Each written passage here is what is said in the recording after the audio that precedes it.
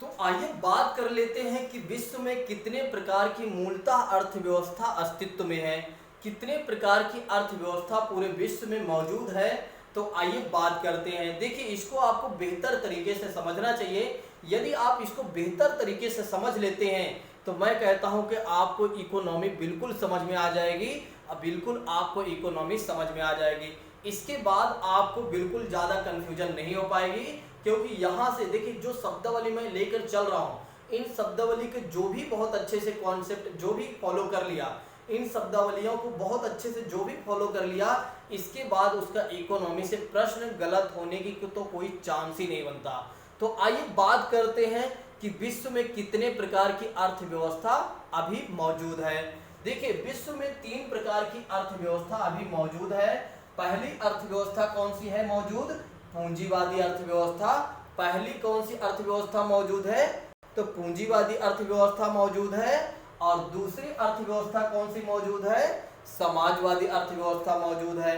और तीसरी अर्थव्यवस्था कौन सी मौजूद है? मिश्रित अर्थव्यवस्था मौजूद है। तो मिश्रित अर्थव्यवस्था मौजूद है दोस्तों। तो आइए बात करते हैं कि पूंजीवादी अर्थव्यवस्था कौन सी है, पूंजीवादी अर्थव्यवस्था की क्या विशेषता है, और पूंजीवादी अर्थव्यवस्था किन किन देशों में लागू है, इसके बारे में बात करेंगे।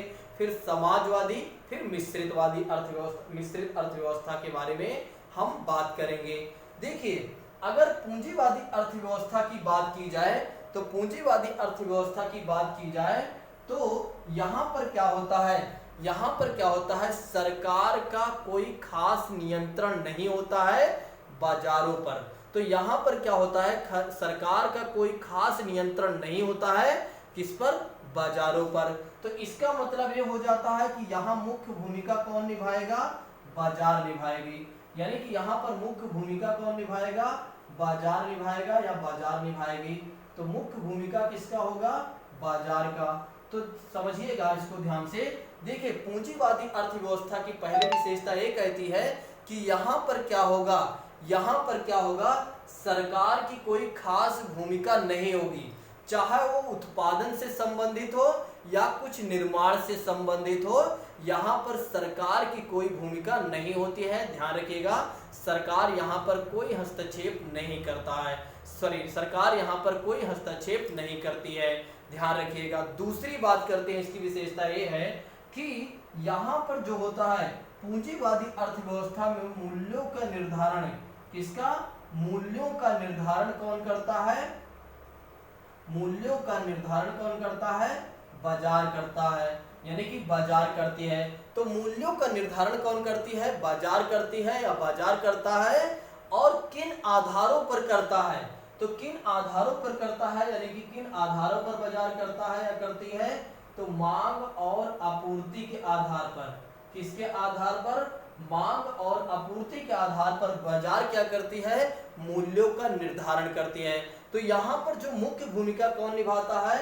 यहाँ की मुख्य भूमिका बाजार की होती है, और बाजार ही यहाँ मूल्यों का निर्धारण करती है मांग और आपूर्ति के आधार पर। और तीसरी चीजें मैंने आपको बताया कि तीसरी चीजें मैं आपको बताना चाहूंगा कि चाहे वो उत्पादन से संबंधित हो या कोई निर्माण से संबंधित कोई चीजें हो, वो सारे काम कौन करेगा? बाजार करेगा, यानी कि बाजार करेगी। तीसरी बात करते हैं पूंजीवादी अर्थव्यवस्था में, तीसरी बात करते हैं पूंजीवादी अर्थव्यवस्था में दोस्तों।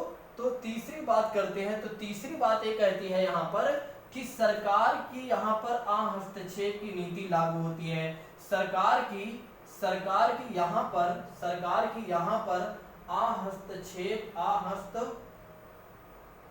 हस्तक्षेप की नीति लागू होती है। हस्तक्षेप की नीति यहाँ पर लागू होती है। मतलब कि मैंने आपको पहले ही बता दिया कि सरकार की यहाँ पर कोई हस्तक्षेप नहीं होता है। सरकार की यहाँ पर कोई हस्तक्षेप नहीं होती है। इस बात को आप ध्यान रखिएगा। तो पहली चीजें मैंने आपको बताया कि यहाँ पर क्या होता है? यहाँ पर सरकार का कोई नियंत्रण नहीं होता है बाजारों पर। यहाँ मुख्य भूमिका कौन निभाता है? बाजार निभाता है या बाजार निभाती है। दूसरी चीजें मैंने आपको बताया कि मूल्यों का निर्धारण कौन करता है? तो बाजार करता है। तो किस आधार पर करता है? मांग और आपूर्ति के आधार पर। तीसरी चीजें यहाँ पर है कि सरकार की यहाँ पर हस्तक्षेप की नीति लागू होती है। अब आप सोचिए यहाँ पर जब यहाँ पर बाजार है तो यहाँ पर एक और चीजें होनी चाहिए, प्रतिस्पर्धा होनी चाहिए, यानी कि यहाँ पर प्रतिस्पर्धा भी होती होगी। अब देखिए मैं आपको समझाने का प्रयास करता हूँ एक एग्जाम्पल के माध्यम से, ताकि आपको बिल्कुल चीजें क्लियर हो जाएं। देखिए पूंजीवादी अर्थव्यवस्था में आप देखिए जैसे कि बाजार में ए नामक व्यक्ति है, इसके पास अपनी दुकान है, B C D E F, ये सारे लोग एक तरीके से दुकानदार हैं या एक तरीके से कह सकते हैं एक कंपनी है। तो ए नामक कंपनी है, ए नामक कंपनी क्या बनाती है, बिस्किट बनाने का काम करती है, यानी कि बिस्किट का विनिर्माण करती है, ठीक। और बी नामक कंपनी भी क्या करती है, बिस्किट बनाती है, यानी कि बिस्किट बनाने का दोनों का काम है।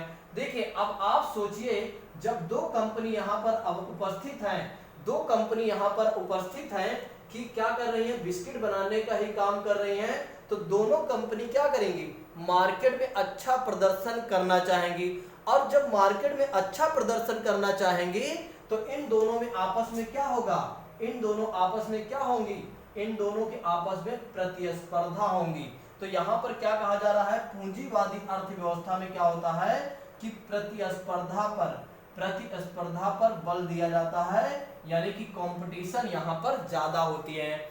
और तीसरी बात करते हैं, आप सोचिए कि यहाँ पर जब ए बी सी डी ई नामक तमाम प्रकार की जो कंपनियां हैं, ये लोग क्या करेंगी, अपने उत्पादन को अच्छा दिखाने के लिए, अपने उत्पादन को अच्छा दिखाने के लिए या मार्केट में एक तरीके से लोकप्रियता हासिल करने के लिए क्या करेंगी, नवाचार करेंगे। क्या करेंगी, नवाचार करेंगी, यानी कि इनोवेशन करेंगे। तो अपने प्रोडक्ट को सही रूप दिखाने के लिए, लोकप्रियता लाने के लिए लोग क्या करेंगे कि नवाचार।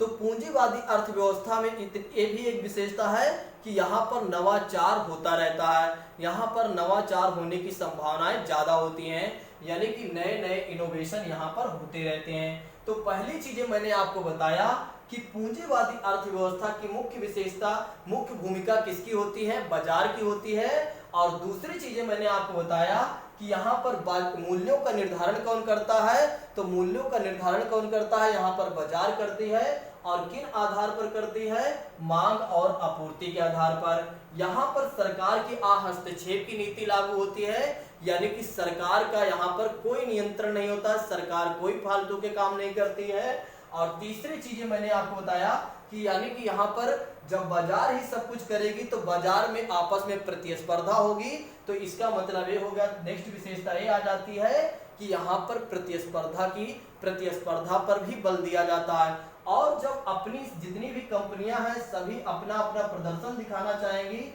या अपने अपने प्रोडक्ट को अच्छा दिखाने का प्रयास करेंगी, तो यहाँ पर इसका मतलब ये हो जाता है कि यहाँ पर नवाचार भी होते रहते हैं, यानी कि नवाचार भी होते रहते हैं। अब आइए बात करते हैं कि पूंजीवादी अर्थव्यवस्था में क्या हानियां होती हैं, पूंजीवादी अर्थव्यवस्था में क्या हानियां हैं, इसके बारे में बात कर लेते हैं। देखिए अगर पूंजीवादी अर्थव्यवस्था के हानियों की बात करें तो यहाँ पर एकाधिकार की समस्या बनी रहती है।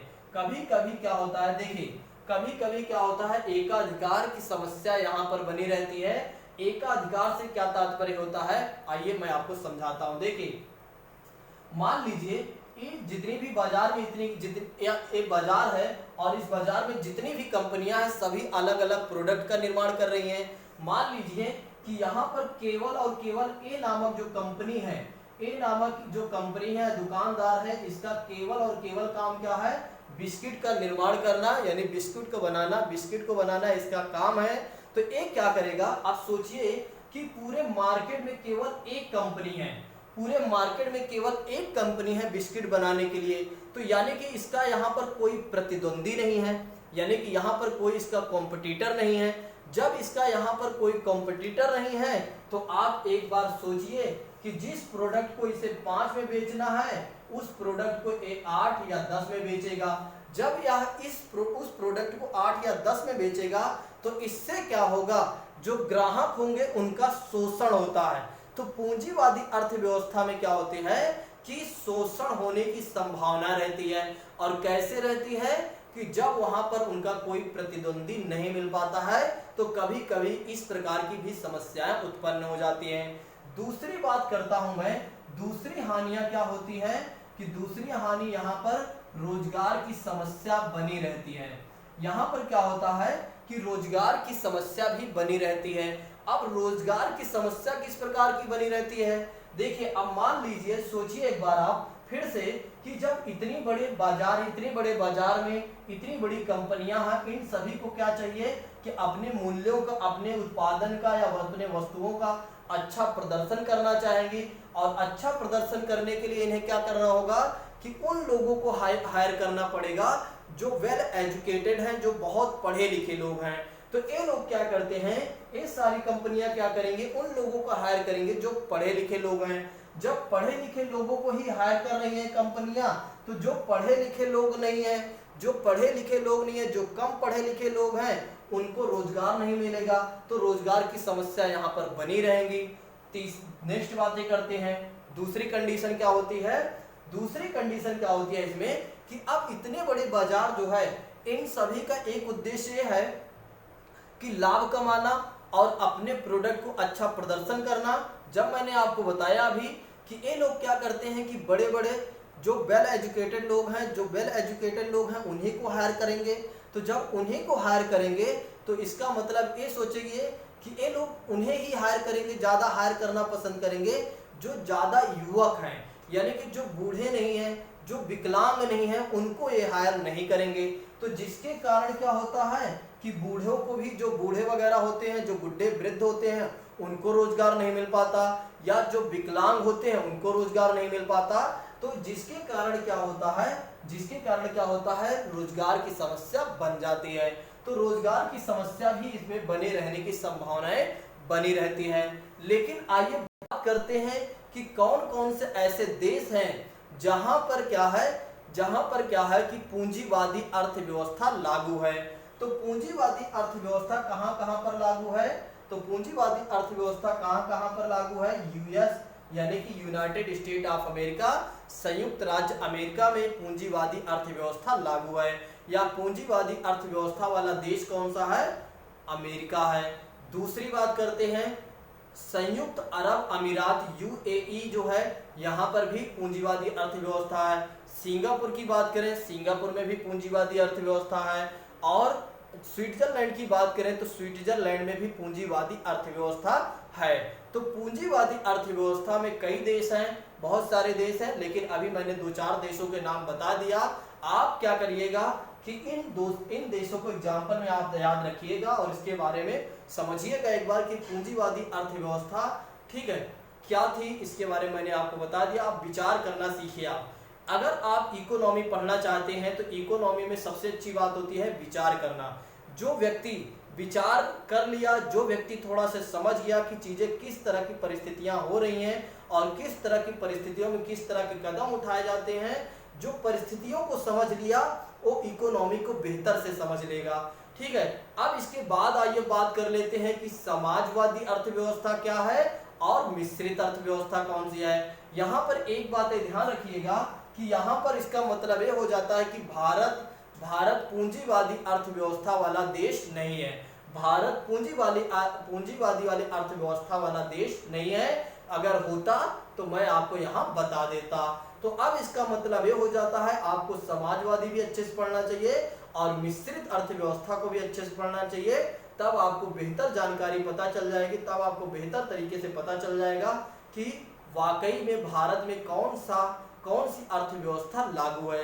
अब इसके बाद आप लोगों से एक चीज मैं कहना चाहूंगा कि वीडियो को ज्यादा से ज्यादा लोगों तक आप शेयर भी करते चलिए दोस्तों, क्योंकि बहुत ही मेहनत पड़ती है इस तरह के वीडियो बनाने में। ठीक है, क्योंकि इसके पहले की कहानी मैं आपको क्या बताऊं।